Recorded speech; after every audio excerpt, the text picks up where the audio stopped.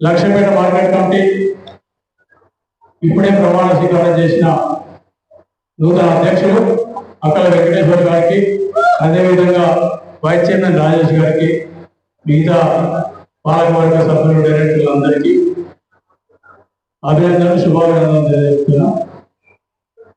కాకపోతే పదవి వచ్చినని సంతోషపడకుండా పదవితో బాధ్యతలు వస్తే దాని గురించి పెట్టుకొని బాధ్యతలను పూర్తిగా స్పష్టంగా చేయాలనుకుంటూ ఈ కార్యక్రమానికి వచ్చిన జిల్లా మాజీ అధ్యక్షురాలు సురేఖ గారు, అదేవిధంగా లక్ష్మీపేట మున్సిపల్ చైర్మన్ అంజలి నర్సయ్య గారు, వైస్ చైర్మన్ రాజేశ్వరి ప్రసాద్ గారు, మాజీ కన్నా ముందు గడిచిన 10 సంవత్సరాల నుంచి పోరాటం చేస్తూ ఆ పోరాటానికి పునాది రాళ్ళు వేసిన వేదిక కూర్చున్న కాంగ్రెస్ పార్టీ కార్యకర్తలు, అన్నదమ్ములు, పెద్ద మనుషులు, అక్క చెల్లెళ్ళు, మీ అందరికీ మరొకసారి శిరస్సు వచ్చి నమస్కరిస్తున్నా. ఈరోజు ఏదైతే కార్యక్రమం చేస్తున్నామో ఈ కార్యక్రమానికి చాలా మందితో చాలా సార్లు మాట్లాడుతున్నాం. ఎక్కువ టైం చూకుండా 15 నిమిషాలు పూర్తి చేస్తున్నాం. ఈరోజు ఇంత పెద్ద ఎత్తున ఈ కార్యక్రమానికి వచ్చిందంటే దీన్ని బట్టి అర్థమవుతుంది, రైతులకు కానీ రైతుకు సంబంధించిన విషయాలకు కానీ పూర్తి అవగాహన ఉన్న దాదాపు కుటుంబ నేపథ్యం దాదాపు 3 తరాల నుంచి 4 తరాల నుంచి వ్యవసాయం మీద ఆధారపడి వ్యవసాయం చేస్తున్న అక్కల వెంకటేశ్వర గారు, అదేవిధంగా మొదటి నుంచి నాయకుడు, దళిత నాయకుడు, పిల్లలు చాలా కష్టపడి పనిచేస్తుండ్రు. చాలా రోజుల నుంచి ఏ రకంగా చేయాలి నాకు అర్థం కాక చివరికి అవకాశం వస్తే చేసి వైస్ చైర్మన్ రాజేష్ గారికి నా దగ్గర ఒకటి మాత్రం గుర్తుపెట్టుకో, ఎవరైతే కష్టపడి పనిచేసిండ్రో 10 సంవత్సరాల నుంచి నాకు పూర్తిగా ప్రతి గ్రామంలో కానీ, ప్రతి వార్త కానీ, ప్రతి డివిజన్లో కానీ పూర్తి అవగాహన ఉంది. ఎవరు నిజాయితీగా పనిచేసింది, ఎవరు గొడవల కోసం పనిచేసింది నాకు పూర్తిగా తెలుసు.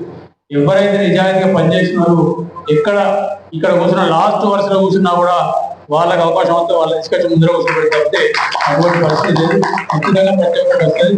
నా దగ్గర పనిచేసి ప్రతి ఒక్కరికి కొంచెం ఓపిక అవసరం ఉంటుంది. ప్రతి ఒక్కరికి సమయ సందర్భం వచ్చిన ప్రతి ఒక్కరికి పూర్తిగా గుర్తించి వాళ్ళకు సరైన న్యాయం జరుగుతుంది. ప్రతి ఒక్కరికి పదవి వస్తుంది. ఇవాళ గర్వం కూడా ఉంది నాకు. ఎందుకంటే మన తుమ్మల నాగేశ్వరరావు దగ్గరికి ఈ మార్కెట్ కమిటీ లిస్ట్ పట్టుకుని పోయినాక అన్నాడు, ఒకటే మాట అన్నాడు, రాష్ట్రంలో మొట్టమొదటి నియోజకవర్గం మీదే, రెండోసారి కమిటీకి లిస్ట్ ఇచ్చింది అని చెప్పడం జరిగింది. ఇచ్చిన తర్వాత 11 గంటలకు లిస్ట్ ఇస్తే సాయంత్రం 5 గంటలకు జీవో వచ్చింది. ఇది ఉమ్మడి రాష్ట్రంలో ఈ రాష్ట్రంలో తెలియదు, ఇంతవరకు రాలేదు, వచ్చింది జీవో వచ్చింది. చెప్పిన ఇది కాదు సరే, ఇది ఒకసారి అయిపోయింది, రెండోది అయిపోతుంది. ఇప్పుడు ఇస్తే నాకు జూలై లోపలే ప్రమాణ స్వీకారం చేయించుకుంటే మళ్ళీ 27 జూలైలో కూడా ఇంకొక టీం ఇచ్చుకోవచ్చు. 3వ టీం కూడా వస్తుంది. నాకు 3వ మార్కెట్ కమిటీ 2 సంవత్సరాలు అయిపోతే వచ్చి ఇంకో టీం కూడా వస్తాయి. ఇట్లా 2 మార్కెట్లో 44 అయిపోయింది. ఇప్పుడు 40 సరే, అప్పుడు 24 ఇప్పుడు 24 అవుతారు. మళ్ళీ 24 అయ్యే అవకాశం ఉంటుంది. కష్టపడే కార్యక్రమం చాలా మంది చూసుకోవాల్సిన బాధ్యత చెప్పినప్పుడు సంతోషంగా చెప్పి తప్పకుండా ఇస్తారని చెప్పి ఇంతకుముందు మేడం చెప్పినట్టు ఈ మంచిర్యాల మార్కెట్ కమిటీ వచ్చేసాను అంటే రేపే ఉంటుంది market committee, Mancherial market committee. రేపు ఆషాఢం ఎట్లా అమ్మవారు చేస్తారు కాబట్టి దాంట్లో సగం దినం ఇబ్బంది ఏం లేదు. తప్పకుండా వచ్చేవారం అన్ని అనుకుంటే సింగిల్ విండో చైర్మన్ కూడా అందరి వచ్చేవారంతో వచ్చే శనివారం. ఇక మిగిలింది ఇవాళ ఈ రాష్ట్రంలో అధికారం లేనప్పుడు, పార్టీ కష్టకాలం ఉన్నప్పుడు పార్టీ కోసం ఎవరైతే కార్యకర్తలు పనిచేసిండ్రో, నమ్మకంగా పనిచేసిండ్రో, పార్టీ నిలబెట్టడం కాదు, రాష్ట్రానికి మంచిర్యాల నియోజకవర్గాన్ని ఆదర్శంగా వహించేది. పార్టీ తీసుకున్న ప్రతి కార్యక్రమంలో మంచిర్యాల నియోజకవర్గం నుంచి ప్రతి ఒక్కరు, ప్రతి అక్క, ప్రతి చెల్లి, ప్రతి అన్న, ప్రతి తమ్ముడు, పెద్ద మనుషులు, ముసలోళ్ళు అందరు చూడకుండా ప్రతి కార్యక్రమంలో పాల్గొని ప్రతి కార్యక్రమాన్ని విజయవంతం చేసిన ఘనత ఈ మంచిర్యాల నియోజకవర్గానికి దక్కుతుంది. ఇవాళ వాళ్ళందరూ హైదరాబాద్ కాంగ్రెస్ పార్టీలో కానీ ప్రభుత్వం ఆశ్చర్యపోతే ముఖ్యమంత్రి కూడా అప్పటిపడి చాలా సందర్భాలు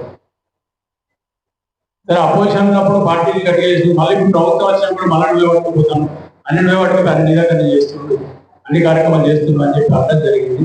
దానికి నిదర్శనం మొన్న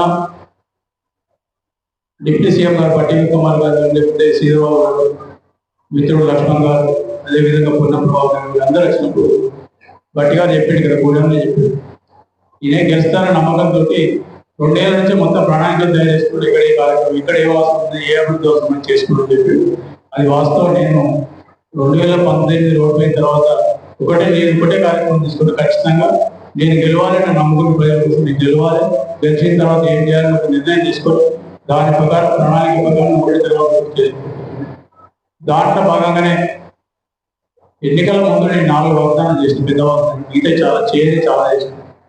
ఒకటి దండపల్లి లిఫ్ట్ల గురించి చెప్పడానికి ముందు ఏం చెప్పిన అంటే, మీరందరూ మర్చిపోయిన మోహన్ చాలా మంది దండపల్లి రైతు భరోసా యాత్ర కూడా జరిగింది. ఆ బట్టి విక్రమార్క గారు, జీవన్ రెడ్డి, టీఆర్ఎస్ ఆయన కూడా వచ్చింది.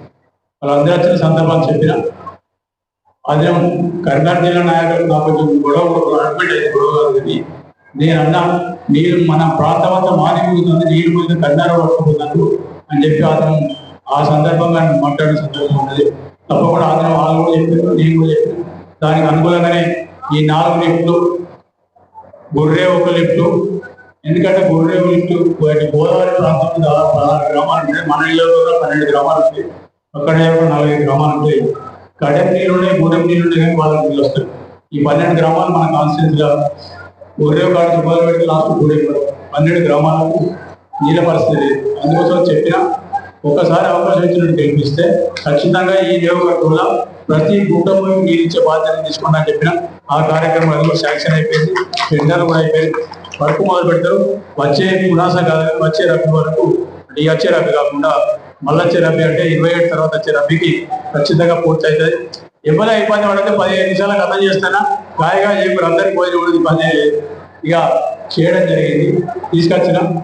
ఇక రెండోది సూపర్ స్పెషాలిటీ హాస్పిటల్ గురించి చెప్పినప్పుడు అందరు నవ్విండు ఆలోచించుకుంటే ఏమనుకుంటాం. మా వాళ్ళు కూడా చాలా మందికి నమ్మకం ఉంటుంది. ఎందుకంటే అంతా ఆడ బిల్డింగ్ కట్టిండు, అది ఊరగొట్ట ఇద్దరు హాస్పిటల్ అయినా ఊరగొట్ట అయిపోయింది, హాస్పిటల్ కూడా ఇద్దరు దగ్గర ఉంటుంది. దాని గురించి కూడా మన మాజీ ఎమ్మెల్యే గారు మాట్లాడాను. నేను మంచి మార్కెట్ కడితే దాన్ని ఊరగొట్టి హాస్పిటల్ కట్టాను, నా పేరు లేకుండా చెప్తాను అన్నాడు. ఆయన మంచోడు చెడ్డో ఆ స్టేట్మెంట్ ఏదైతే మాట్లాడితే సరిపోతుంది, దానికన్నా వేరే అవసరం లేదు. కూరగాయల మార్కెట్కు హాస్పిటల్ తేడా లేని లీడర్లు అయితే ఈ గడిచిన 20 సంవత్సరాలకు తెలుసుకోవాలని చెప్పి అవసరం లేదు. మిగిలింది కరకట్టల గురించి చెప్పిన మంత్రాల ప్రాంతం సగం పట్టణం మునిగిపోయినప్పుడు ఎవరు దిక్కు దిశ లేకపోతే వాళ్ళు పట్టించుకొని ఇళ్లలో తాళేసుకుని ఉంటే మేము మొత్తం వేసుకొని చేసినాము. అది మాతా శిశు హాస్పిటల్కి తీసుకొచ్చిన, అప్పుడే ప్రసవించిన చిన్న పిల్లలు, పిల్లలు వాళ్ళకి వచ్చిన అందరి ఇబ్బంది ఇక్కడ మునిగిపోయే పరిస్థితి ఉంటే కాంగ్రెస్ పార్టీ కార్యకర్తలు తీసుకొచ్చి మనం వేరే హాస్పిటల్ చేయాలి. ఎందుకంటే నా కళ్ళతోటి బాధ చూసిన కాబట్టి హాస్పిటల్ అవసరం అనుకున్నాం. మాతా శిశు అక్కడ వణికి చేయడం జరిగింది.